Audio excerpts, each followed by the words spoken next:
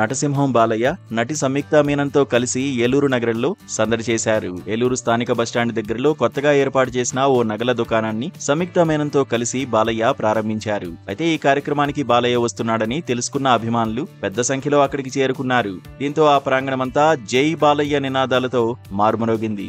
అయితే ఆ కార్యక్రమంలో పాల్గొన్న హీరోయిన్ సంయుక్త మీనన్ను బాలయ్య ఆశీర్వదించిన వీడియో ప్రస్తుతం సోషల్ మీడియాలో తెగ వైరల్ అవుతోంది.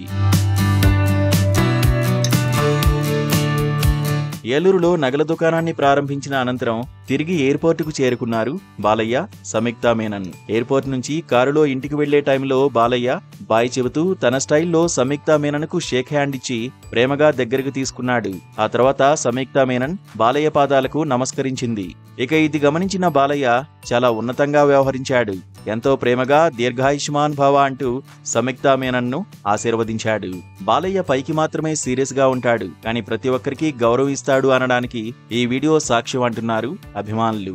మనిషి ఓరమాస్, కానీ మనసు మాత్రం వెన్నపోస అంటూ కామెంట్స్ చేస్తున్నారు నందమూరి అభిమానులు.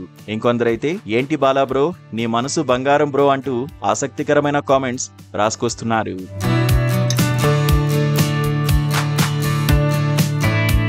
అయితే ఇదే కార్యక్రమంలో బోయపాటి శ్రీను డైరెక్షన్ లో తాను యాక్ట్ చేస్తున్న అఖండ తాండవం సినిమా గురించి చెప్పుకొచ్చాడు బాలయ్య. సినిమా నిర్మాణం దాదాపు పూర్తయిందని, సినిమా అద్భుతంగా రూపొందుతోందన్నాడు.